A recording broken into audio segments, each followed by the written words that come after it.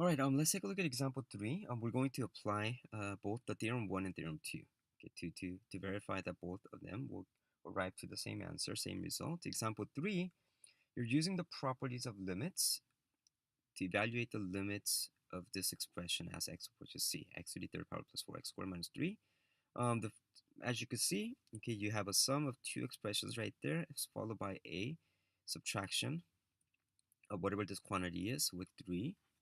So I could use the sum and the difference rule to split this up first. So limit of x to the third power plus the limit of 4x squared minus the limit of a constant value is 3.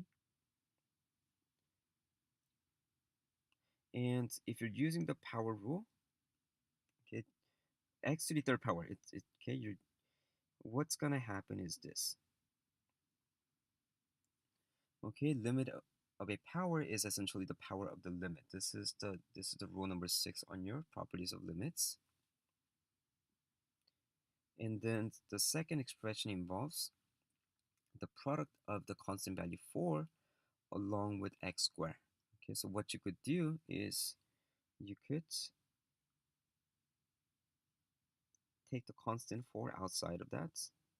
Or I guess, okay, let's use the product rule. You could write this as, let me not skip any steps for this one. You could write this as limit of 4 times the limit of x squared as the x value approaches c. But limit of x squared, again, I'm not skipping any steps for this first example, is the same thing as the limit of x, okay, raised to the second power x as x approaches c. Limit of 4 doesn't depend on c or the x value, so that just becomes 4 right there. Subtract limit of 3 as x approaches c. Again, it doesn't have contain any variable. It doesn't depend on c or the x, so that just becomes 3.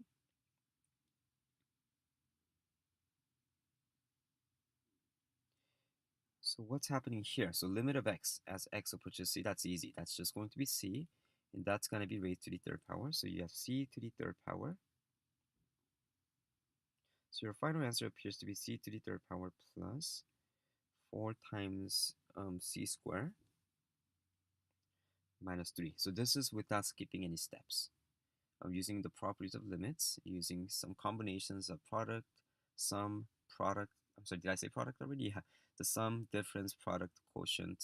No quotient here, I'm sorry. Power rule. And also the idea that the limit of a constant is a constant itself. Your final answer is c to the third power plus 4c squared minus 3. But using theorem 2, this could be a much shorter process because if you're dealing with a polynomial expression, you could simply substitute c in place of x to get c to the third power plus 4c squared minus 3. Again, that's only because we're dealing with the limit of a polynomial. Okay. Take a look at example B. I want you to read example B from the book. Okay, you're just using some combinations of the quotient, sum, difference, power, constants. Okay, and then you're getting to your answer.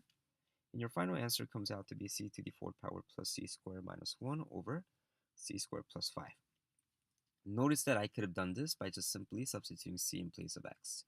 And this is allowed by theorem 2 because we're dealing with a rational function. And we're assuming that c squared plus 5 is not going to be equal to 0, or that can't be equal to 0 with a real number system.